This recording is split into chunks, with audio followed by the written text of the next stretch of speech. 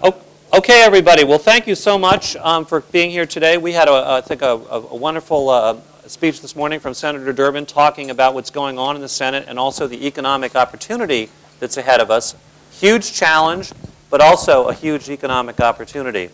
And to flesh this out and really kind of bring it down to the level of what can be done, what must be done, and what are the issues in specific areas, we have really an outstanding panel today.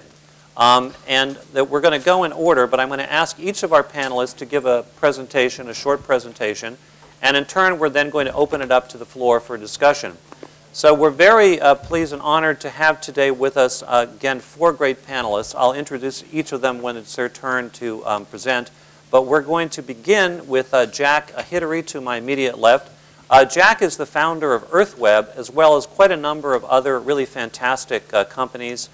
He currently has a company that is involved in a download of media over the internet, but he has been involved in clean tech and other related energy ventures in a variety of different areas. I know Jack has recently started up a political action committee called RenewPAC, which is specifically devoted to renewables.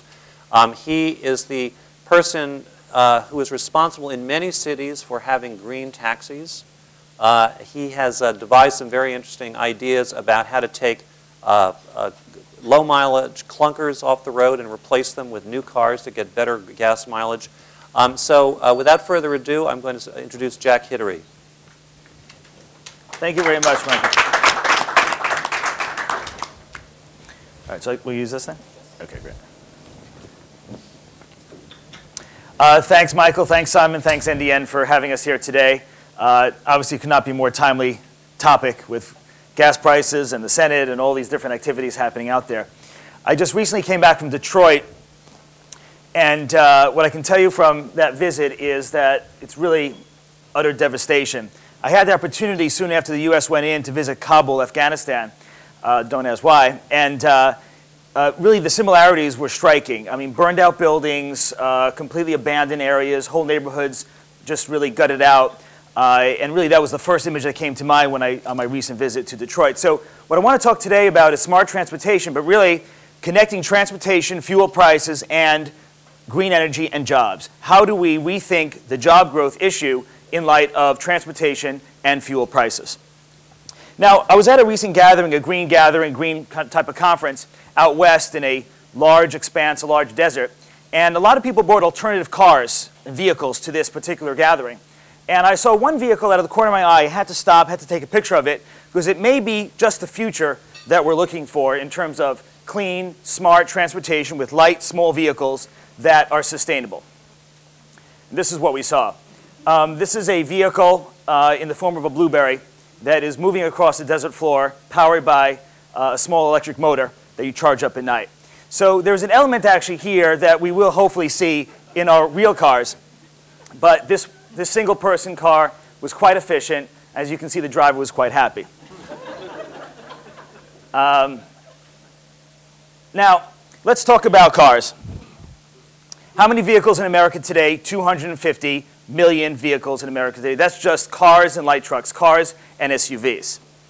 How many in the world? 750 million, 800 million. So we have about a third of all the vehicles in the world right here in the US. And 13.8, what number is that? Anyone want to venture a guess? Another number? Any guesses? That's the number of, sorry? Well, we're going to get to that. But in this particular case, it's the number of new cars bought in America every year. Now, that is down sharply from 16.7 million vehicles every year in 02, 03, 04, 05, 06. So this is a huge drop that Detroit has experienced. And that's one of the reasons why the devastation is there. At 13.8 million new vehicles a year, Detroit cannot be profitable. There's really no structure for Detroit to have the kind of job base and so on and so forth at 13.8 million of cars sold every year. So that's where we're at today. And let's talk about some of where we got to, how we got here today. Well, this is the number of automobiles, kind of passenger vehicles, so about 136 million as of 2005. Today it's a little more than that. And then we see the number of registered trucks. That is, these are light trucks, SUVs. They're not very large 18-wheelers. These are the light vehicles. And you can see it really, really caught up there for the total now of about 250 million. And really, that is the story of how we got to our current predicament.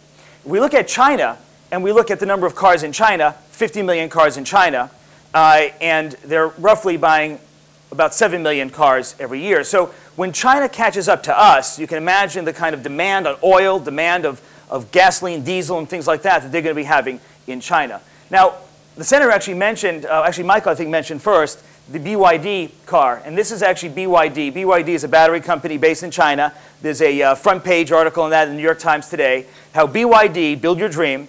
By the way, there are 200 major car companies in China today. Not 3, not 4, not 5, but 200 car companies in China today, just pumping these out as fast as you can. And they each have really fun, imaginative titles like Brilliant Auto and Build Your Dreams and Dream of the Car, of the future, things like that. BYD, this is one of their cars they're demonstrating at a recent car show. They intend to come out with hybrid electric vehicles, that is plug-in hybrid electric vehicles, but also pure electric vehicles as well in the very near future. Probably will beat the Chevy Volt. The Chevy Volt is the car that is meant to be GM's entry into the plug-in hybrid market.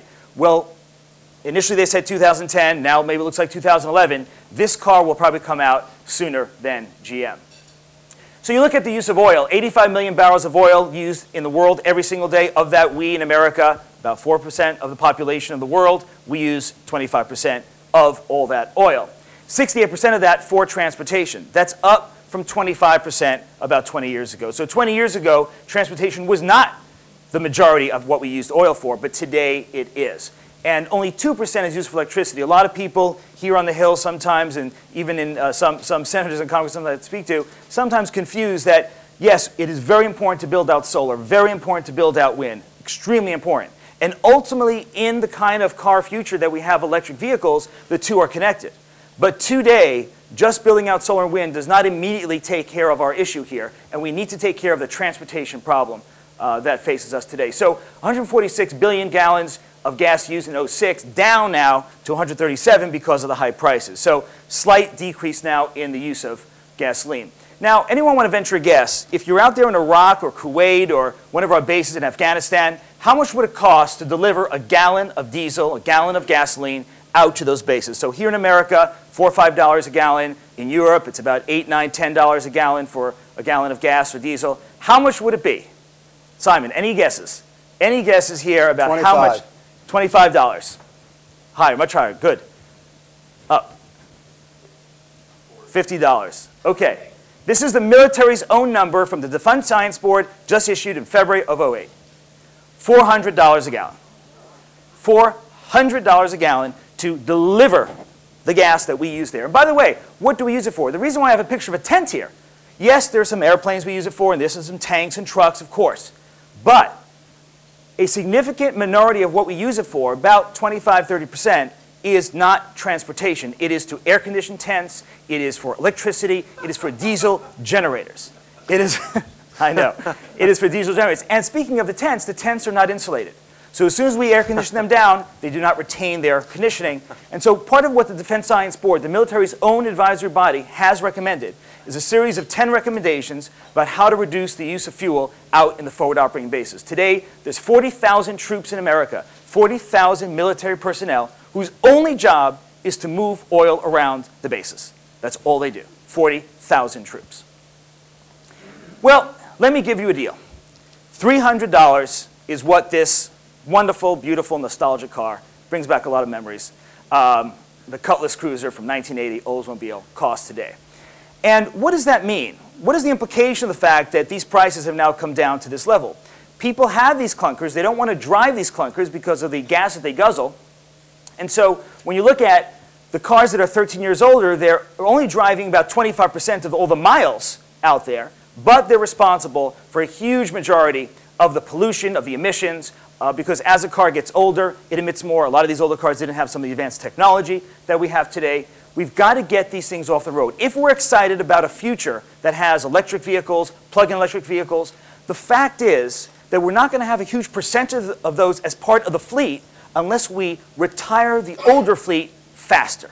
Now, you might say, this sounds crazy. Well, we've done this before. Air conditioners, refrigerators. You remember we brought all those back in the 70s, 80s, and early 90s. We got a rebate from our utilities to say, bring back the old clunkers of refrigerators and air conditioners. We'll give you a rebate to get an Energy Star compliant type of appliance. Well, we can do the same thing here. There are some states already, Texas and California, already doing this. We need a national plan to get this done. We can take these guzzlers off the road. We can look at the fact that scrap metal has gone up 3x over the last 2 years. How much is a ton of auto scrap metal? Today, it's $564 a ton.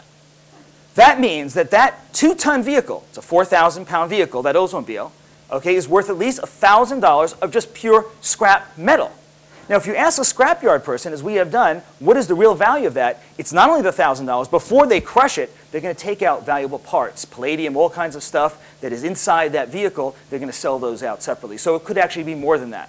We have the opportunity now, because of high cost, high prices for metal, for scrap metal, and because of the clunkers wanting to get off the road, we have the opportunity to arbitrage that and begin a mass transfer of taking these cars off the road faster, leaving the vacuum and opportunity of bringing the new cars on in a much faster way. So what we want to look at is going from today's cars to the hybrids, and those are great, but not as great as the pure electrics and the plug-in electric vehicles, which bring us to a pure electron standard where we can use electricity throughout the cycle. That is, we can use our solar, we can use our wind finally, not just for powering our lights here, but for powering the transportation sector. That ultimate wormhole between the worlds of power generation and the worlds of transportation, that is where we need to go as a country. And we need to get the old clunkers off the road much faster if we want this to be a reality. Thank you very much.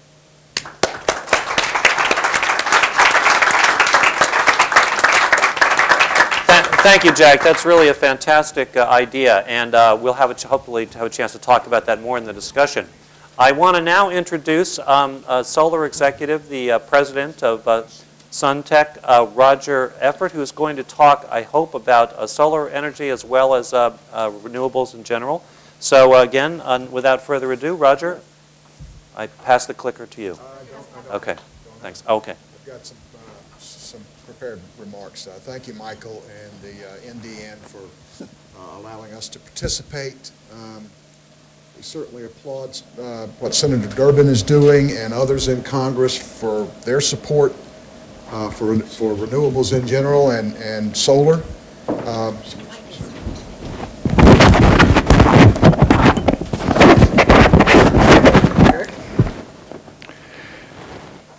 13 times this year, investment tax credits for solar have been brought to the Congress, and 13 times we've been defeated.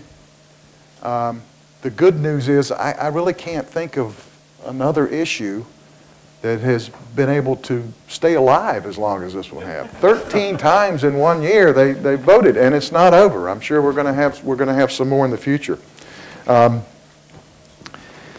I'm the chairman of the board of the Solar Energy Industry Association, called SEIA. We represent about 600 companies in the United States that are in the solar business, and those companies they're manufacturers, they're distributors, they're contractors, installers, some utility companies, project developers, and financiers. There are several solar technologies that fall under this category of solar. One is photovoltaics. That's the typical solar panel you'd see on a residential roof that uses photon energy from sunlight to make electricity. There's concentrated solar. Large concentrated solar systems are using the heat from the sun as opposed to the photon energy. And they're doing what maybe I did as a kid with my magnifying glass, burning a hole in a piece of paper by concentrating the sunlight onto a particular point and generally creating steam from the heat and generating electricity. I'm also the president of Suntech America Incorporated. We are a wholly owned subsidiary of Suntech Power. We're on the New York Stock Exchange under the symbol STP. We're the world's largest manufacturer of photovoltaic solar panels. We've got a market cap of about $6 billion. We were founded in 2001 by Dr. Zhengrong Shi. Dr. Shi was at the University of New South Wales in Australia for about 16 years as one of the world's leading research and development scientists in the area of solar. The solar business has been very good to us so far. Our average growth rate has been 227% since 2001. Personally, I've been in the solar business for about 20 years.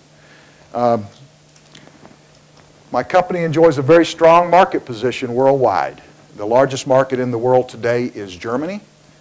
It's about the same size as California. It has about the same amount of sunshine as Alaska. And the German market currently is about 7 times larger than the entire United States solar market. We enjoy the number 2 position in that market. Last year, the U.S. market and the Spanish market were approximately the same size. 12 months later, the Spanish market is about double the size of the U.S. market. We enjoy a number 1 position in the Spanish market. The U.S. market is the 3rd largest market in the world currently for solar, and we've been here about 2 years, and we enjoy a number 3 position in the U.S. market. In the last 2.5 years, the solar industry has certainly demonstrated its role as an economic engine. We've created thousands of green-collar jobs right here in the United States, and we've attracted billions of dollars of investment. We certainly believe that solar energy can help us achieve some kind of national energy security. And we can keep power on in homes and businesses in every state in this nation. From New Hampshire to Michigan to California, where today we are creating jobs and growing local economies. And very often these jobs are in rural areas, in rural economies that need the most help. We're creating millions of dollars in new tax revenue in the communities that badly need it. Last year alone, we attracted $10 billion of investment. We expanded manufacturing by 74%. We created about 6,000 new jobs in the United States. And we installed 254 megawatts of reliable, cost-competitive PV and solar concentrating power. As of this moment, that's 254 megawatts. That's a lot, but really in the greater scheme of things, it's not a lot. At this moment, we have 4,500 megawatts of projects, of utility scale, large utility scale solar projects that are in the pipeline, enough to power about 1 million homes. Solar energy is a bit unique because of its flexibility. We can be a very large solar farm creating huge amounts of electricity to be pumped over long distance lines to where it's needed. But the thing that really makes us unique in solar is that we don't have to be a huge solar farm. We can put solar on a roof, whether that's a business or a home. We're one of the few potential solutions sitting out there that brings the energy to exactly where it's needed. I don't have to build a new transmission line if I'm going to put the energy on the roof of my home. With the rising prices of traditional energy, such as coal and natural gas, solar is becoming an increasingly reliable and cost-competitive energy choice for consumers. For solar technologies, which include solar hot water technologies on people's homes, the price of solar continues to drop as manufacturers and developers streamline their supply chains and make technology advances. With the right government policies, we estimate that the price of solar power will continue to drop enough that we will become the cheapest retail way to generate electricity. In fact, a number of the energy experts now are saying that they believe that by 2016, it is feasible that solar electricity will be the lowest cost option for consumers throughout most of the United States. Our goal is to be installing 50% of all new electric generating capacity within the next 10 years. And we are confident we can get there with the appropriate leadership and policies. From Florida to Nevada to states in every region of the United States, our country has some of the best solar resources in the world. People look at a map of the world and they say, well, the Sahara Desert has to really be the best place to generate electricity. And that's not true. The southwestern portion of the United States has better solar resources than the Sahara Desert does. We are blessed. I know we have most of the coal in the world is located here. We have the largest reserves in the world. But when you look at solar, we also have the largest reserves of solar in the world right here in the United States. Harnessing that potential would drastically reduce the amount that we have to rely on overseas sources for energy. Recently, we've been seeing a growing number of national security experts and retired generals are speaking out for an expansion of solar power in this country to address energy security. Corporations like General Electric, Dow Corning, BP, Sharp, Sanyo, and more recently IBM and Intel are making huge investments to create or expand their solar energy divisions. Solar is also interesting in that folks just like you and me can become energy patriots by putting solar systems on the roof of our homes, or in my case, on my sailboat. Solar energy is reliable, the fuel is unlimited and abundant, and we can power homes in all 50 states. As I said, the largest market in the world today is Germany. It's 7 times bigger than the solar market for the United States, and it has sunlight equal to Alaska. U.S. businesses, we're seeing a real revolution in large U.S. businesses turning to solar for a reliable source of their electricity. People like Google, Walmart, Best Buy, and Macy's are all solarizing themselves. By putting solar on their rooftops, they're cutting their energy cost and they're increasing the reliability. Every U.S. satellite that has been launched in the last 40 years used solar to create the power. The largest solar system in the United States today is at Nellis Air Force Base, 14.5 megawatts. It supplies 25% of the energy that Air Force Base uses, and the Air Force Base has a population of about 25,000 people. I'm proud to say my company was one of the major subcontractors on that project. Given all these trend lines and factors, it's not surprising that an overwhelming majority of Americans, 94% in the most recent poll by Kelton Research, feel that the U.S. should develop and install more solar energy. A majority of Americans agree that we need common sense policies to build a national market for solar energy. We believe this is the reason why we've had 13 votes. And we've not been able to get it passed, but the issue will not go away and keeps coming back.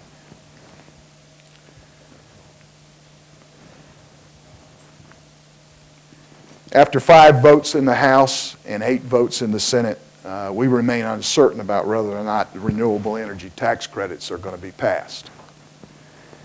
This is absolutely critical to us. I need to make one point very, very clear.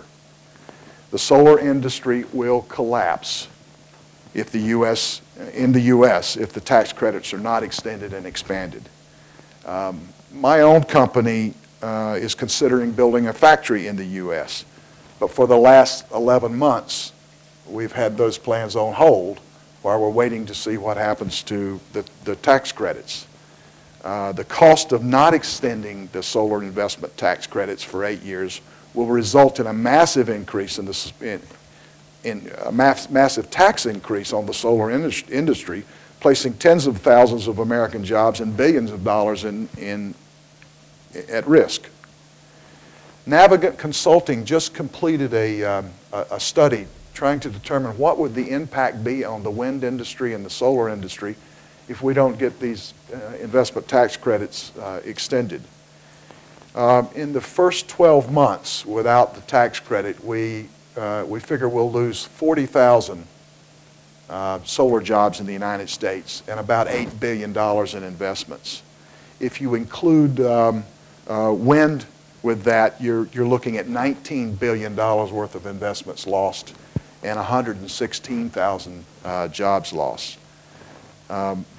Financing for large-scale solar projects requires a long-term tax extension.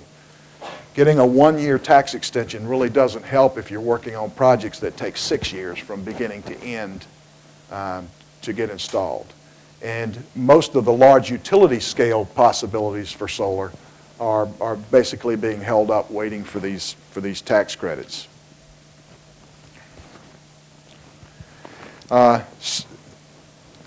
So I guess, you know, who's supporting us? Who is standing behind the solar industry? Well, every member of Congress is standing behind the solar industry. You cannot find anyone in Congress that is not a friend of solar. Sometimes it gets a little frustrating that we've been defeated 13 times in the last 12 months and we don't have any enemies. You know, go figure. But last week, 51 of the 52 governors signed a letter and sent to Congress talking about the importance of the solar energy tax credits and the need to have them reviewed. We've got the 51 governors behind us. We've got most of the investment banks behind us, home builders, retailers, businesses such as FedEx, Walmart, Google, the Edison Electric Institute, a utility group, the National Association of Manufacturers, and many, as you can imagine, many nonprofit and environmental groups are standing behind us. We'll continue to work with this diverse coalition until we do get those tax credits extended. Thank you.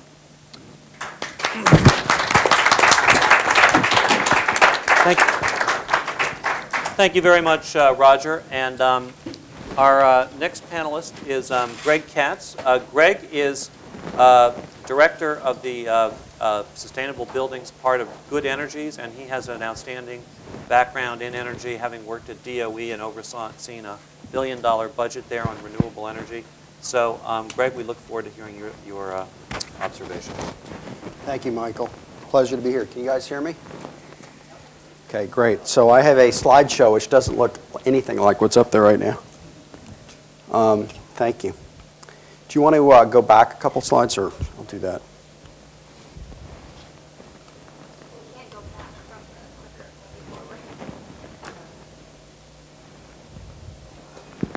Okay. So Good Energies, first of all, thank you for inviting us to this event, and it's great to see NDN's leadership in this area. Michael, I think what you're doing is very important.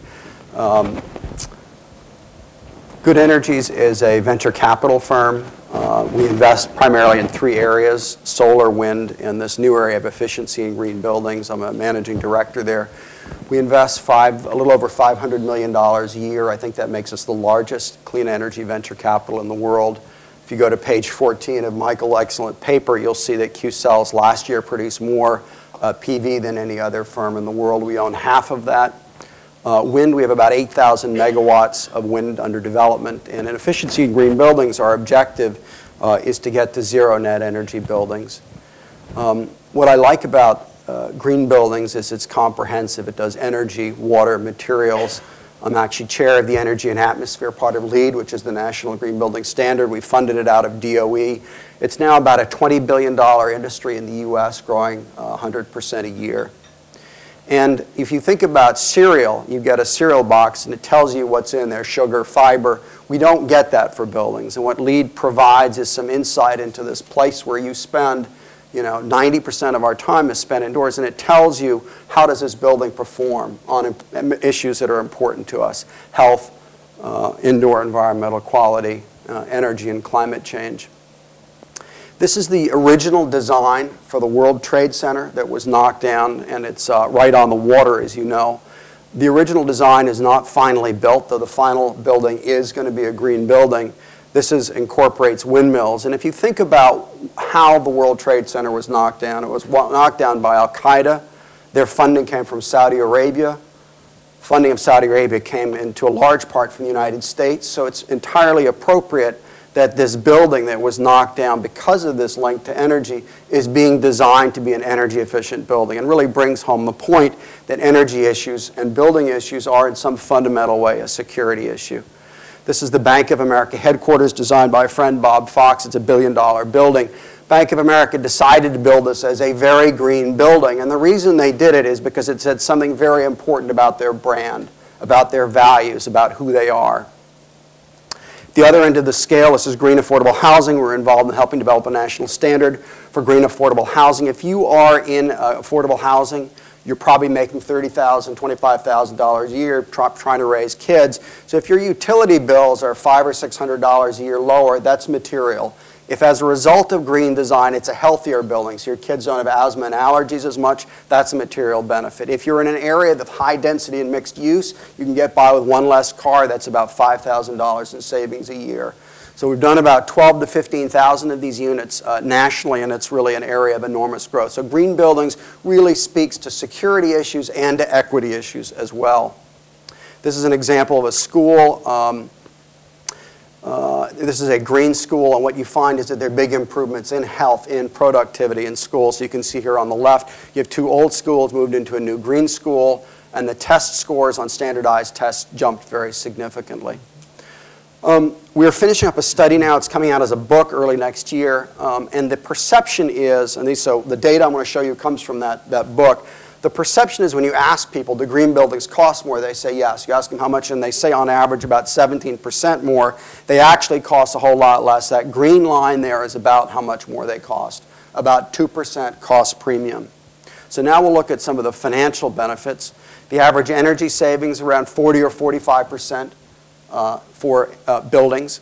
And so when you compare just the cost of water and energy in two different building types, and let's take the bars on the right-hand side, the office. The additional cost premium is about $4 a square foot, but the financial benefits just from energy and water are about 3 times as large. That's assuming energy prices don't rise, which is the yellow bar. But if you assume that we're living in a constrained world and that China and Indian energy consumption is growing rapidly, and that electricity and gas price jumps and oil price jumps that we've seen are going to continue, then the financial benefit on a present value basis is actually much higher. So if you think about efficiency, it's a way to hedge against risk in the future. That is, if you're concerned about rising energy prices, investments in efficiency today in a long-term asset like a building is very prudent from a financial investment perspective. There's a lot of additional benefits we don't have time to go into, related health and productivity, property brand impact. We'll talk about brand, I think, is a particularly important issue. Buildings are obviously a big part of the energy equation. It's a 45 to 50% of energy. Usually when we do the building numbers, you don't include industrial buildings, you don't include embedded energy, and you don't include transport-related stuff. If you're concerned about climate change, the single biggest issue there is buildings. This is an interesting example and sort of speaks to what Senator spoke about earlier and what Michael spoke about earlier. You see in the early 70s, 73, 74, an oil price shock. And what California did after that is they had a modest and sustained investment in energy efficiency, and as a result, the per capita consumption of electricity remained flat at about 7,000 kilowatt hours a year. The rest of the country did not follow in this, and we continued to be more profligate and more inefficient. As a result, our consumption nationally is almost twice as high as California. The benefits to an average Californian family in terms of lower utility bills is around $800 per family. So energy efficiency over this 25, 30-year period has made California much more competitive than the rest of the economy as a whole. And it really points to something very important that both Senator Durbin and Michael spoke about, which is that energy efficiency and smart investment in clean energy is a big competitive advantage at a corporate level, at a state level, at a national level. How do we think about energy problems? Well, we say, energy relates to big issues. There's one big grid. There's security issues, trade deficit, employment, global warming. So therefore, we need to have a solution that's global in scale. I was so enthusiastic about that I went backwards. So can I ask you to slide the Put the slide back one. Yeah. So the assumption is it's centralized. We heard the senator talk about carbon sequestration. We're seeing a revival of nuclear. These are large, capital-intensive investments that have a lot of risk. CCS is entirely unproven. There's a lot of uncertainty about nuclear as well. The problem with these very large centralized solutions is they're costly, they're expensive, they're uncertain. And the real solution is really about what's happened in telephony and IT, really what the senator talked about. We have the technology, we need to scale it, we need to deploy it. That's really what our venture capital firm does to a large extent. I want to mention one other thing, and I wish I'd asked the senator this, is we're designing a cap-and-trade program that says that if you as an end user in an industry, in a home, in a business, make investments that result in CO2 reductions because you're using energy more efficiently or because you're using solar panels, we're going to take the CO2 reduction value from you and we're going to give it to the utility.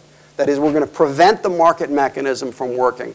Normally what would happen is if you invest in something and you create a benefit, in this case 2 benefits, lower energy bills and CO2 reduction, you would get to keep the value of both of those. You get to keep the lower energy bills that you would get from your utility, and you'd get the CO2 value. The federal bill right now prevents you from doing that. It takes away the CO2 value and it gives it to the utility. It's a really stupid idea. It's a big regulatory problem, and Simon and Michael, I hope you guys focus on this and help the legislation get corrected. I'm going to turn now to technology. So this is a typical, is exaggerated, what a building looks like over a 24-hour period.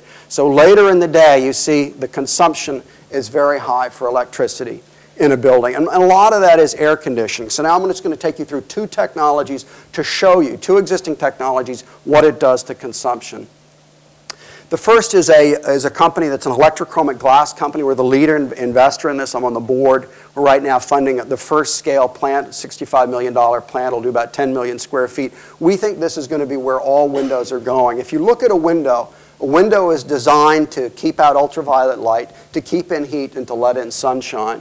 The problem is that on overcast days, it doesn't let in enough light. And on bright sunny days, it lets in much too much light. And that solar heat gain, to a large extent, is what drives your air conditioning load. So what this does is it allows you to dynamically control how much light comes through.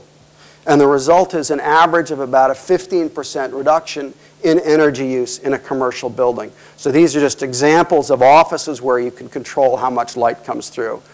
From dark, which is appropriate for sunny days, and very transparent for overcast days. The result is you get a reduction in air conditioning, that blue bar, and a reduction in ventilation fan for moving around the air. Let me turn to a second technology, and this is a technology that is load shifting. So if you look at the yellow chart again, this is over a 24-hour period. You can see it's flat, and then it rises, and that peak is late afternoon. That's when this air conditioning is on, and lighting and other technologies. And that's very expensive because that sets your consumption and therefore how much you have to invest in peak capacity and transmission.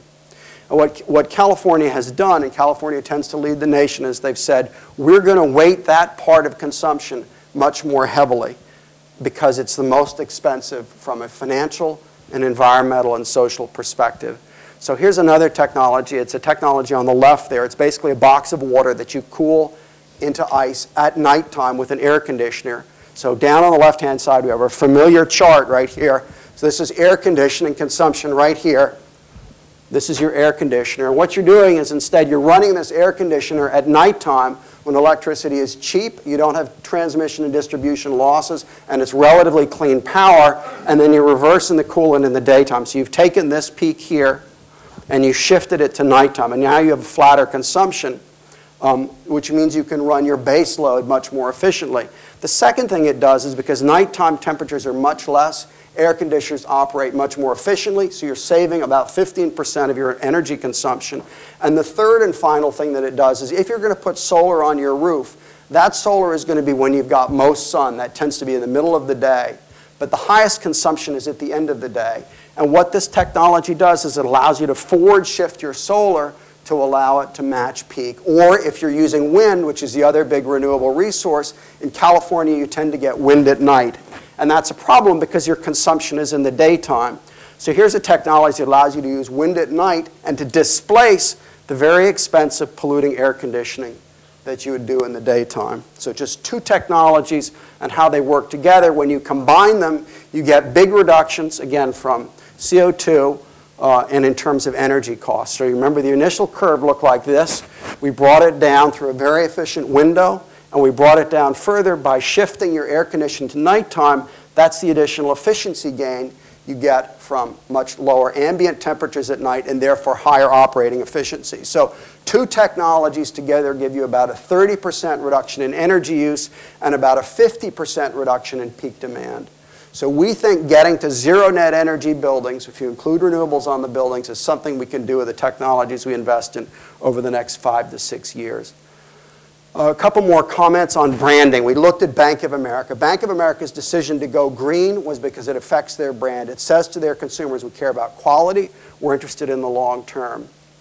If you look at this building right here, this is PNC's bank in Pittsburgh. Pittsburgh, like much of the Northeast, suffered from economic decline and out-migration, lower tax base. PNC said we're going to take a site like this, which was a brownfield site, and they built a 350,000 square foot green building on it. Pittsburgh is branding itself as the greenest city in the country, and it's had a very positive economic impact in terms of in-migration and growing jobs. It works so well that PNC now has more green buildings than any other building, any other company in the world. Every single branch bank they do is a green branch bank. And it works for them because it rebrands their company as progressive, good on resources, and caring about consumers. When they do a conventional branch bank, they get maybe 3 lines on page 7. But when they do a green branch bank in a city, they get front page coverage. So they're getting free media. Their clients love it. And PNC, as you know, recently bought Riggs Bank, the old DC bank that Lincoln banked with. This is a sign of a smart company. Again, rebranding yourself as a city, rebranding yourself as a company. This CoStar analysis is just, what it does is essentially say that for green buildings and non-green buildings, there's a significant improvement in occupancy rate, in rent and property value. We don't think this data is quite right, but the trends are very clear that there's substantial risk reduction and improvements in financial return in going to green buildings. I've listed here a couple of sources. If you're interested in any of the materials I've described, these are the websites to go to get additional information. New Resource Bank down here is the only one I didn't talk about. We're involved in founding that. It's the first green bank in the country. We provide lower cost commercial loans to buildings if they're green because they're lower risk. So these are the sources, and we take questions afterwards, Michael? Yes, afterwards. Thank you so much, Greg. Very interesting. Our final panelist, Shyam Kannan, is with RCLO, which is a real estate advisory firm. Among his areas of expertise are metropolitan regional development, transport-oriented development, and I understand he's recently done a study, in-depth study of metropolitan patterns, and we'll be talking about some of these issues today. Thanks. Thank you. You know, we started this day talking about energy and wind and politics, and suddenly we're all talking about real estate. And you know, one of the things to remember is that real estate, if you were to take all of the built assets in this country and add them all up and value them, we're talking about an asset class that's about $1 trillion. That's what we think the real estate component of our economy is worth. And if you think about it that way, it's the single largest asset class in the country. Good news, bad news, it's also the single largest then contributor to both environmental degradation and also consumer of energy. So one of the reasons that Greg is singularly focused, not singularly focused, but focused so much on decreasing the impact of our real estate assets, and one of the reasons we're taking a look at it is because solving the real estate problem and the extent to which real estate consumes energy is going to be critical to some of the answers that we come up with. Now, one of the things that is challenging about this, however, is we in this room might know a lot about the fact that real estate impacts the environment. Real estate consumes a tremendous amount of energy. Not everyone does. When you take a look at the fact that on an annual basis, 50% of the built environment on an annual basis is residential real estate, homes, condominiums, apartments. 50% of it's other, commercial construction, offices, retail, hotels, et cetera, et cetera, et cetera. Right now, best estimates indicate that about 5% of everything that's built on an annual basis today is quote-unquote green, meaning that it's built in a way that is compatible with a forward-looking approach to energy consumption, environmental degradation, et cetera, et cetera, et cetera. It's slightly larger than the percentage of all buildings that are being built according to the U.S. Green Building Council standards. But of that 5%, so we take a tiny sliver of everything that's built, of that 5%, somewhere around 2 to 5% is of all of that green construction is residential. So we go from 50% of everything that's built, okay, that's on an annual basis is residential, but only 5%, 2 to 5% of all green buildings are residential. Huge amount of the built environment then that's coming out on an annual basis that is absolutely not green. And one would think with all the information that's coming out about gas prices, energy prices, the cost of heating, cooling homes. Remember, we just went through a huge housing boom where millions and millions and millions of new homes came out. This wouldn't be the case. Why is this? Interestingly, take a look at the Green Building Council's data from 2007. And this, the Green Building Council manages the LEED standard, the Leadership in Energy and Environmental Design. And take a look back to 2000. This yellow line represents all of the registered projects that came through their pipeline.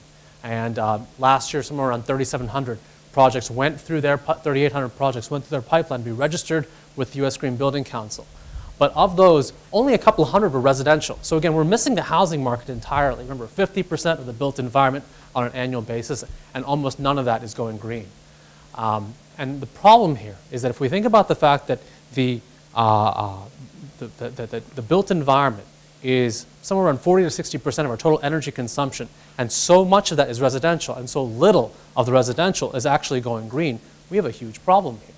We're not actually building a world, building a country that consumes less energy. In fact, we're missing the biggest chunk of the built environment that's consuming the most amount of energy without really rebuilding that in a way that uses these technologies like the solar panels, like the energy conserving windows. I love the ICE system, by the way. I've read about that last week. See the presentation today on this. And the question is, without really hitting the residential market, does this all make a difference? The answer is we don't know. We do know that other countries, someone mentioned Australia today, other countries are really ahead of us on this, significantly so. Other countries don't have the problem we have here, where we have American consumers, half of whom want to have a home that's more compatible, that saves them energy, but don't realize that that's also means that they have a home that's compatible with the environment. If you take a look at sort of consumer research data, about 50% of home buyers say, yeah, I'd like a home that saves energy. I don't want to spend so much on my home. I don't want to spend so much on heating and cooling my home. Only 20% say, I'd like a home that's compatible with the environment. They're the same thing when you think about the energy consumption that takes place in homes. So we have an awareness gap in this country. The American consumer just doesn't quite get it yet. And this is probably the most damning statistic. Somewhere around 3 in 4 American home buyers believe that their home has a negligible or zero impact upon the natural environment. Whereas we know in truth that the built environment, our homes, our buildings, are contributing somewhere between 40 and 60% of our energy usage and environmental degradation. 3 in 4 American consumers believe it's a non-issue. So how do we move this needle? How do we get our economy to the point where the market can drive some of these changes? I can show you how they're doing this in other countries. This is actually an example from Australia.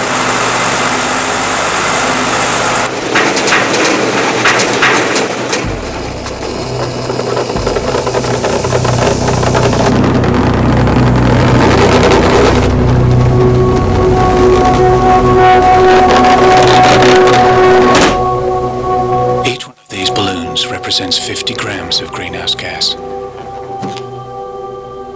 You can't see it, but you produce greenhouse gas every time you use energy.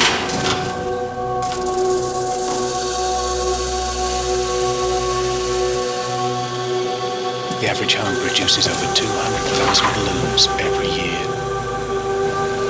Save energy, money, and reduce your impact on climate change. You have the power to make a difference. I mean, this is the Australian government deciding that it is important to them in order to change the way consumers behave. Now, they've made it a governmental priority to actually shift the market, to prime consumers to understanding the choices they've made. I haven't seen a decent PSA in this country since the "this is your brain on drugs" cracked egg. it's been a long time, and I don't know whether or not we're in a position where our federal priorities and our state priorities and our public dollars are going to be spent in combating this level of an education and awareness gap. But until we do, perhaps we're not, and just as an aside, it's on a weekly basis or a monthly basis where we get a phone call from an Australian home builder or a Japanese home builder or a German home builder who are just waiting for an American company to go bankrupt so they can come in, buy the market position, and bring much more advanced home building technologies to the United States. They figured this out. Their consumers are driving this, and their markets work. Not so much here. And one of the reasons that this is only about 1 in 5 home buyers actually wants to pay for this. So the point of all this is not to be a big wet blanket. The point of this is to suggest that the market alone is not going to drive this. And I wish that I could say otherwise. I wish that as a person whose job it is to look at financial performance of real estate, I could say that there is a very plausible and cogent market solution that will take place in the next 3 to 5 years, and we're all going to be fine. But the point is that the market alone is going to need a significant amount of assistance, either in changing consumers' mindsets or making these things affordable, providing the levels of incentives that are required, whether it's via the tax credits, which we have to renew, or providing levels of financial assistance that allow individuals to make choices that they right now don't want to make or don't know how to make. So what is working? And this is, we talked about the actual buildings in which we live. What is working from a market standpoint? Interestingly, what some data is coming out to suggest is that getting to and from our real estate is actually beginning to consume more energy than the actual real estate itself. In fact, we take a look at, there's some studies that suggest that commuting, if you take a look at an average office building built to code today, that the site energy consumed by that office building is less than the energy consumed by the individuals driving their cars to and from that building to get to work. So our transportation network might actually be consuming more energy than the buildings themselves. And some estimates suggest that it might be twice as high, and without getting into the math, let's just say that it's a lot. That we're building our built environment in a way which is dependent upon vehicle miles traveled, which consumes significant amounts of energy. And when we take a look at the fact that in the 34 largest metropolitan areas in the United States, between 1950 and 1990, the population only grew 92.4%. I say only because, well, when you take a look at the amount of land mass consumed and the fact that our urbanized land, that's areas that the U.S. Census considers to be developed, and urban doesn't necessarily mean downtown Washington, D.C. Their definitions are a little bit less stringent. You could have a series of strip malls that go out into infinity. We're growing the amount of land that we're consuming at a rate of 3 to 1, and in Atlanta, it's 10 to 1. Which means this, which means that our vehicle miles traveled, and remember, this is going back and forth. This is cars on the road, and whether or not we trade all the cars in and take all the jalopies off the road and put more efficient cars, I don't know if that's a solution. It might be a solution. It's one of the answers. Jack's Jalopy Law. The Jalopy Mall. That's our code name. We are driving so much more than we were in 1950. And only half of that's commuting. The rest of it's getting around. The rest of it's got to go to the dry cleaner, got to go pick up the dog, got to drive to the gym. My favorite one is driving to the gym. That's always a lot of fun. And we do know, this is work that came out of Hank Dittmar, who used to be at the Congress for New Urbanism. Now he's up in Vancouver doing some excellent research. He took a look at tailpipes all across the country. And he found out that when you start to take a look at areas that are much denser, and when you get to a residential density of somewhere around 30, 40 units per acre, you actually do reduce vehicle miles traveled. There's been an ongoing debate over time around whether or not denser environments actually reduce the amount of driving. Well, the answer is yes, they do. If you construct denser environments, you can reduce the amount of driving. And the other good news here is that the latest consumer research that's coming out is suggesting that more and more people actually want to drive less. This may be antithetical to those who fell in love with the car in the 50s and grew up watching Knight Rider, where we all wanted to drive more. But if you take a look at what's going on in today's consumer research, the forecast, this comes out of Arthur C. Nelson's work at Virginia Tech. He has done a midline consumer preference forecast suggesting that we never need to build another single-family home in the country because we'll be taking millions off the rolls and destroying them because the preference for multifamily, attached, higher density living is so much more than demand for, let's just use lower density living. His data is consistent with the data that's coming out of Larry Frank, who's also now in Vancouver, was down in Atlanta. He actually surveyed Atlantans, one of the great walkable environments in the United States, right? Atlanta. It turns out that somewhere around 20% of Atlantans wanted to see much more density in their environments as well. Our own research suggests that across all housing types, one-person households all the way up to 7-person households, there is more demand for higher density living than we currently have provided, according to the American Housing Survey. And it turns out that when you survey individuals, again, they're suggesting that we actually want to live in much higher density environments, which is a good thing. So if we're looking for a market indicator that might help us out, maybe this idea of building environments that use less vehicle miles, that require less vehicle miles traveled to get around, might actually be the way to go, or at least a way to go. There's a reason if you take a look at the housing market data right now and people are talking about home prices declining. Well, they're not all declining. And if you disaggregate the data that's coming out of the system, and you look at core areas where walkability works, those home prices tend to actually be very stable. Washington, D.C. is a great example. You're continuing to see home prices actually increase, while Prince William County, Charles County, Stafford County see dramatic pace and price decreases. Our own forecast suggests that we are underbuilt with respect to walkable places by somewhere around 140% in this country over the next 10 years, meaning that there is pent-up demand for 140% more walkable places than we currently have in the pipeline. Where are these places going to go? Not all places are created alike, and this is sort of the second component here. We took a look at about 50 different factors. Take a look at Los Angeles, Chicago, Washington, D.C., Philadelphia, San Francisco, several other metro areas. These areas are poised to actually capture this demand. One of the big reasons that they're poised to capture that demand is because their infrastructure can actually sustain urbanized growth, transit, or adjacency or proximity to a transit corridor, or being built in a way that's transit ready. I know T4 is coming up right now. Thinking about how we fund transit, how we fund transportation. We have grossly underfunded transportation and especially rail transit in this country over the past 50 years. There are areas that are going to thrive and areas that are going to be economically stronger because their infrastructure allows them to capture this pent-up demand for walkable environments. Dallas, Denver, some of the only cities in the country right now making actual investments in fixed rail.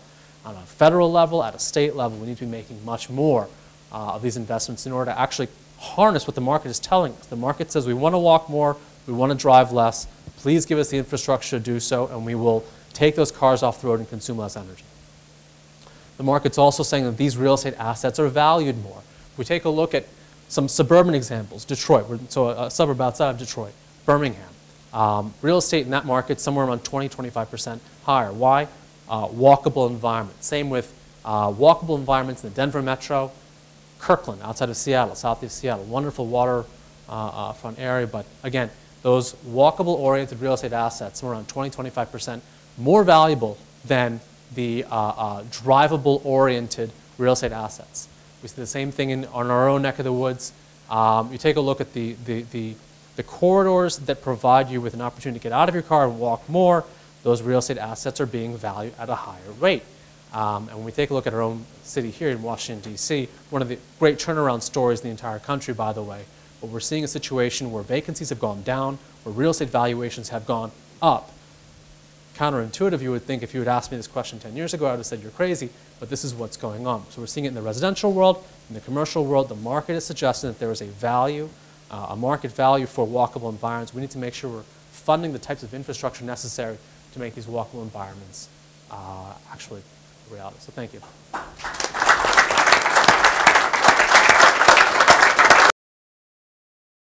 This idea of actually having a fuel cell in your backyard, basically. And that changes the dynamics in many ways about whether this is a problem that's addressed by the utilities or it's a problem that's addressed by the individual consumer, an individual home, or whatever. So I wonder if anyone would like to comment on that. Maybe, Jack, if you'd like to take a crack at it. Start. Distributed generation and storage, let me add, are really just an absolutely critical issue. The idea that, and I think one of the panelists just mentioned this, that we have these centralized power plants is so antiquated. Literally, if IBM had a law passed in 1950 that you can only use a mainframe, and you're not allowed to have your own computer, that would be the equivalent of where we are today in electricity generation and storage. The storage issue is also a critical one in that if I tell you I had something called the internet and a lot of computers around, and you can ask the computer any question you want, how much is 10 times 10, so on and so forth, but you have to look at the answer, remember it, because there's no storage in this computer system, you'd say that's a crazy computer system. Again, that's exactly what we have in the electricity system today. Both those can be solved by this new paradigm of distributed generation and storage. And storage, in part, is very expensive, right? So if you say to every utility in the country, we want you to buy large batteries or standing hydrogen storage or other kinds of storage that we can think of, that is quite expensive. And that's part of where this future of plug-in hybrids and electric vehicles comes in, where we can amortize the cost of this massive battery system, this massive storage system, over the millions of people out there who will purchase a vehicle, charge up at low peak hours, off-peak hours, and then be able to net meter, essentially, give back electrons from their own vehicle back to the grid at appropriate times, actually being paid in an arbitraged higher rate. The national laboratories have studied this and concluded that the average consumer owning an electric vehicle can probably have an arbitrage positive value of $2,000 to $4,000 a year. That is, by arbitraging and essentially day trading, buying low-cost electrons and selling back high-cost electrons to the grid when the grid needs it. We heard Greg talk about the peak and off-peak type things. Again, shaving that peak. The utilities would be very, very thankful for that. The electricity industry, in a way, is like the bus system, isn't it? It has to be built for rush hour. Yeah. And all that excess capacity that's used in the afternoon is wasted. So I think we can really redistribute this in this way and many other ways. So I think, yeah, distributed generation and storage, both absolutely critical issues, and we need to reformulate the regulatory process to reflect that. Very interesting. Let's see, that idea you mentioned, Greg, of the ICE system that shifts during the day, this arbitrage idea is extremely interesting. The California's new time of use rates, January 1, are going to be 10 cents for off-peak and 25 cents on-peak, and for the 10 hottest days, it'll be 70 cents a kilowatt hour. So you'll have that seven-fold difference between base load price and peak load price. So it's going to create very strong incentives for this technology. If I can just add one item, which is, people want to think about some of the areas of future investment in technology. There's a company called Fat Spaniel, which is a funny name, but Fat Spaniel is a piece of software. You can go to Fat Spaniel and check it out. I have no connection to the company whatsoever. Fat Spaniel is a piece of software that you just mentioned, California. Loma Linda, California, their city government seat has solar on the roof. We, right now, from a laptop, could in real time see what that solar panel is producing and the various rates that they're getting for both usage and net metering. So going back to the point of distributed generation and storage, when you give people better information via such software like Fat Spaniel and others, people are going to act upon that information. So part of this is an information flow. That's one of the frustrating things about this whole situation. People can actually save money if they would just use the right light bulbs, and they'd be saving themselves money, but there really isn't very good information. You turn the switch on, and you don't know what you're spending. It could be a lot or it could be a little. Why don't we open it up and take some questions? Yeah. Yeah, Jim Hurd, Green Science Exchange. Wanted to ask the panelists how you all see, it's kind of a wide topic, but the U.S. needs to try and maintain leadership in renewable energy. At ACOR last December here at the House, an American speaker stood up and said that they thought that China would lead the world in the adoption and scale up of renewable energy within 3 years. And I think that's not necessarily because China will maybe do incredible things, but just that small things in China are on such a big scale. So when you see wind in China ramping up so dramatically, when you see electric cars, I just thought to ask you all, obviously with the production tax credits, we're not doing a very good job at leading the world right now. We can't even get out of the gate. But it's an important point for us to think about is not only how are we doing, but how are we doing in maintaining leadership, against Europe and Asia and elsewhere. Want to take a crack at that? Yeah, as it applies to the solar industry, which is what I'm very familiar with. The solar cell was invented by Bell Labs, an American company, in the 50s, in order to support the up-and-coming space program that was going to take place. So the U.S. owned the solar technology for many years, until the Reagan administration. During the Reagan administration, tax credits, et cetera, that were helping to spur solar on, they were all eliminated. The Japanese moved in. They bought most of the U.S. companies and the technologies, and they carried it to Japan. Within 4 or 5 years, more than 50% of all the solar technology being manufactured was coming out of Japan. A few years ago, the Chinese decided they wanted in. And within the last 4 years, today we see 30% of all of the solar technology being manufactured is coming out of China. But solar is pretty interesting. Really, my company, Suntech, is the world's largest manufacturer. We are a Chinese company. We are based in Wuxi, China. But I work in an industry, can you imagine a Chinese company exporting jobs to the United States? You wouldn't think that's going to happen, but it can easily happen in solar.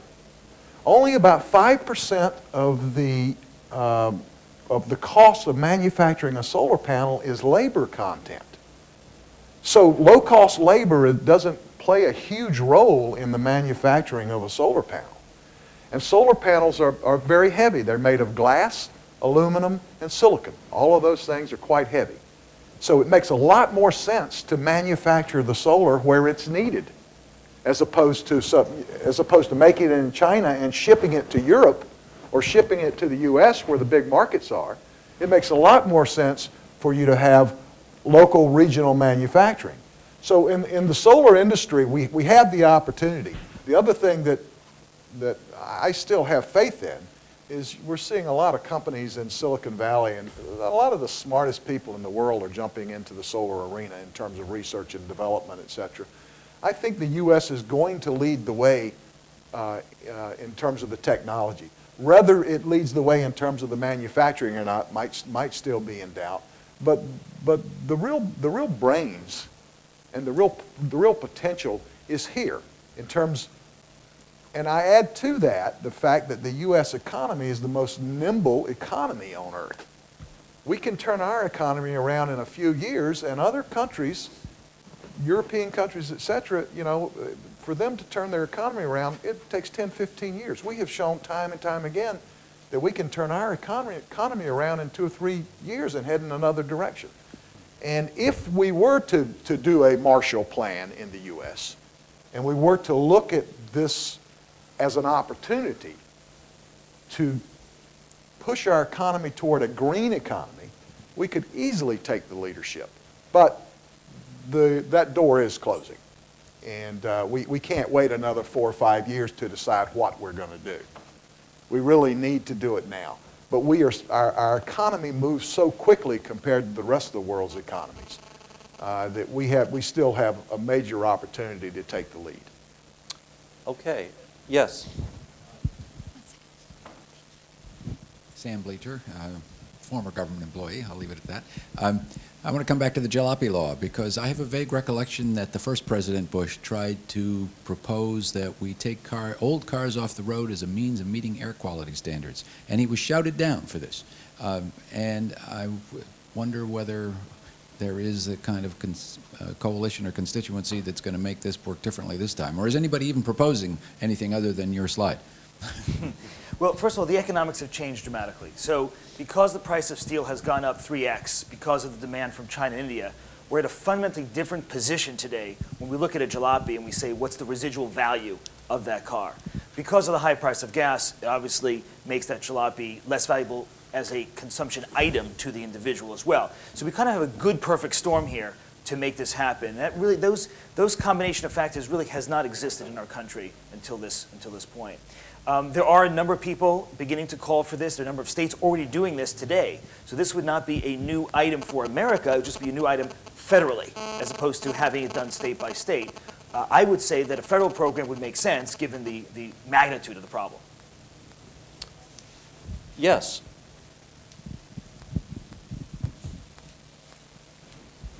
Yes, hi, Floriano, a congressional fellow from Brazil. This, I think, goes to Jack mainly. Even if people here can store energy in their backyards, I would think that you have to increase energy production here in the country along the years. Can you do that without increasing the use of coal here?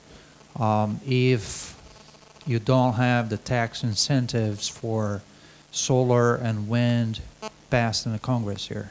Yeah, it's an excellent question.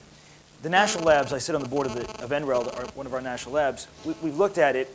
we can actually replace up to 60% of all the vehicles in America with electrically plugged-in cars and not add one coal power plant in this country. The reason, again, going back to the previous panelists, because our consumption at night is so low compared to the day. Because we have that valley of lack of consumption at night, we can actually, as long as people mainly plug in at night, which we think they will, we can really avoid building a lot more power. Now, at the same time, we do want most of that power to charge those cars to come from renewable energy, to come from solar, wind, geothermal. And it's critical that we get these ITC, PTC incentives passed in order to make that happen. So the two can happen simultaneously, but the first 50, 60, 80 million cars changed out would not necessarily mandate that we have to build more power plants because of the general pattern of usage of these cars. Okay, yes.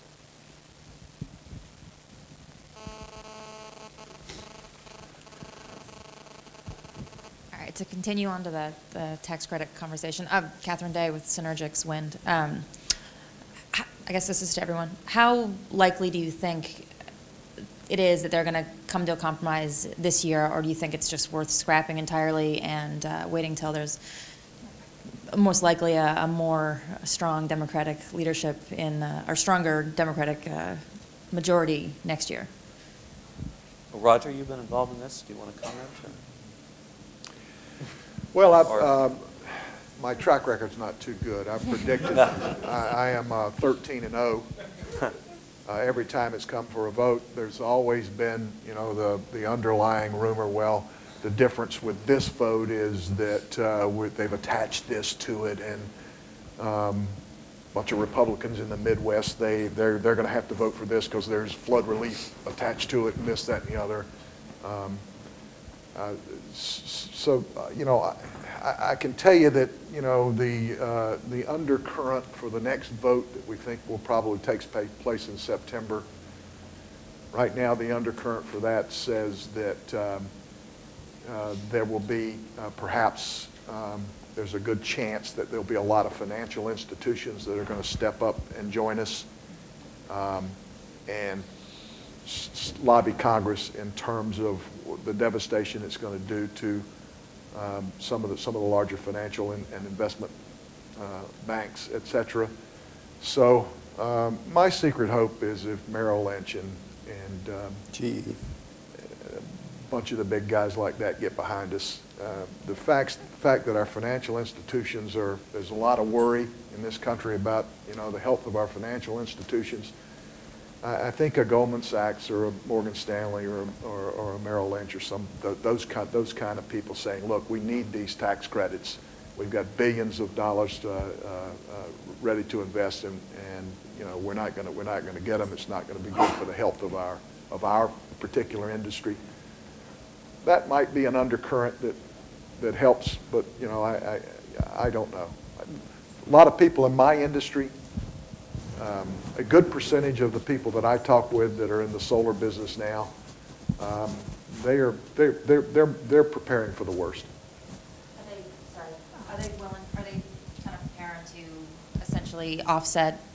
I don't even know how to say this, but prepare for it to happen in 2009 and sort of hedge the bets that it's going to happen? I mean, I know a lot of the folks in the wind world are doing that. Well, so. I think the wind world's a little bit different than the solar world in that.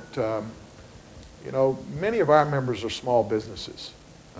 You know, these are guys that can do without that with no revenue within 3 or 4 months they're bankrupt. A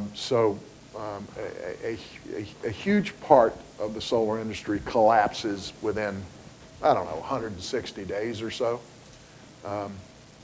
Because a lot of, I mean, they're small businesses. They're not like the wind. I mean, those are big projects, big companies, and yes, they've got the wherewithal to last for a year or so waiting. The solar industry, a lot of the solar industry is not that way. Of course, there's plenty of big companies in the solar industry that would still be around. But it's that infrastructure. What we've seen in the past is some state will do an incentive, a nice incentive, and they'll announce a nice incentive and they'll set $600 million aside, et cetera. And the first year of that program is usually disappointing. And the reason it's disappointing is because there's There's no infrastructure of solar guys, dealers and distributors, et cetera, installers and engineers. It takes about a year for small businesses like little electrical contractors and heating and air conditioning contractors to decide to jump in the solar arena, get trained, get certified, et cetera. So the first year is always disappointing in one of these programs. These guys go away in 4 or 5 months, and we get set back 2 years. You really need stability and consistency, right? So you need predictability. Absolutely. It's true in any business. We talked about we need a long term. We need like an 8-year extension of this. If you give us 8 years, it allows companies like mine to come in and put in factories. It allows companies to spend 3 or 4 years going after a large solar plant that's going to take 3 or 4 years to develop. And nobody's going to do that. Nobody's going to invest in that if it's a 1-year tax credit. I think we have time for 2 more questions. Yes. Jake Brewer with the Energy Action Coalition. Speaking both to the Jalopy Law and kind of some of these other things that have been brought out by Mr. Efird and Senator Durbin actually as well. But Alan Blinder wrote, I think on Sunday, about kind of raising the profile of the Cash for Clunkers initiatives that have been implemented in several different states. And I'm curious what, both for that idea but also some of these other ideas, what the possibility is when things are stalled on a federal level, to be able to push things on the state level, and even, as Senator Durbin suggested, with mayors and those types of efforts. I'm curious if any of you are working on that level as well, or if there's ideas about how to promote some of those further. I would just say briefly, absolutely.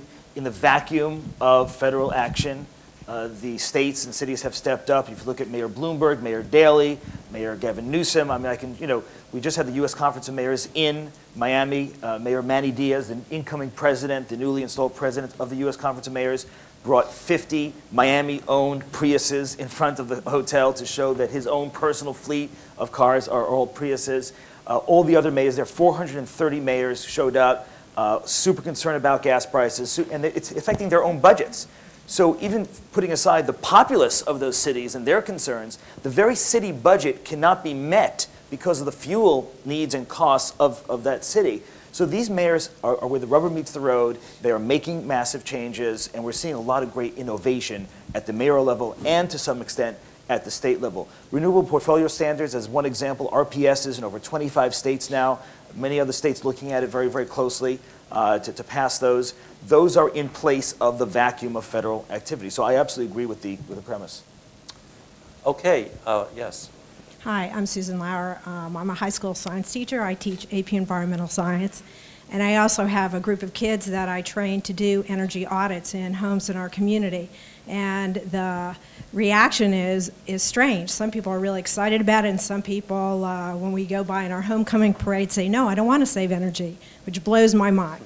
But my question is, most are favorable, good thing.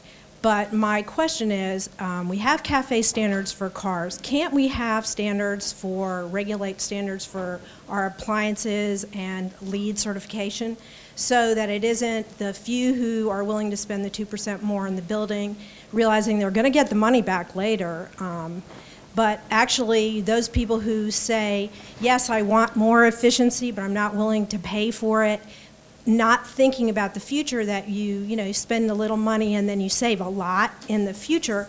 Why can't we help the American people see that by regulating it overall and having more than just CAFE standards, but standards like Energy Star appliances? Why do you have to choose to buy an Energy Star appliance? Why aren't they all refrigerators getting 40% better efficiency and not just a few?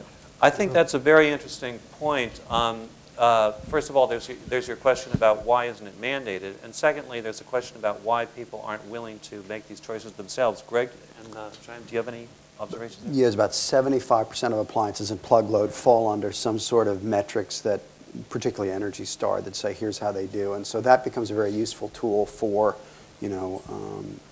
for providing incentives, either minimum mandates or requirements. So in LEED, we require plug load, have certain levels of performance. A city that's a leader can say, or a state or a country can say, we can have something that's revenue neutral. We'll provide financial incentives for being very energy efficient in terms of your appliance choices, and we're going to penalize you for being inefficient. One of the things a new administration has to do is come out with a new wave of Energy Star that's much more aggressive, because a lot of the technologies have evolved. And if you look at refrigerators 25 years ago used about 1,400 kilowatt hours. They were small. They didn't have ice crushers. Now they use about 400 kilowatt hours. You have this very big reduction. That's all driven by state standards, and particularly California. So the opportunity at the margin for big plug load reductions, which is where the growth in electricity consumption is plug-ins. As the buildings become more efficient, the opportunities there, and as you suggested, it requires more comprehensive standards and testings, and then the willingness at the federal, state, and local level to use that to drive either through requirements or some sort of carrot and stick combination to change buying patterns, to shift it to efficiency. And say part of it is that there just isn't the information. There are companies out there in Silicon Valley and elsewhere that are devising new technologies to really track usage. If you had a little meter on your refrigerator telling you what you were spending, that might have an impact. Yeah, we actually send the kids out. We have the kilowatt meter that they can show people, especially how much they do. I might also add that we found with solar, especially the residential side of the solar business, it's not necessarily the people who are real green thinkers that are putting solar on their roof. Probably 95% of the decision to put solar on your roof is purely economic. In other words, this is cheaper than paying the utility company for the next 25 years. No telling what their rates are going to be. This is a fixed rate, and this is cheaper. And maybe 5% of that decision is those that want to be on the leading edge of being green. But a solar decision in the United States is an economic decision. It's really not a green decision. But what we have seen is that once a family gets a solar system on their roof and they start using electricity from their solar system, their attitudes do change. All of a sudden, you do see light bulbs being switched out. And they start monitoring what their system is doing, and they start figuring out ways that they can save more. It spurs them on, but most of the people that put these systems in, they're not the greenies. They're not the tree huggers. I mean, they're just middle-class families. Any last comments? Okay, well, thank you, everybody. I encourage you, if you have additional questions, to come up and talk to us. This has been, I think, a very educational day. We've learned a lot. I've learned a lot. And I hope we continue to see you at these NDN events for the Green Project as well as our various other projects. Thank you again, and look forward to seeing you soon. And thank our panelists, please.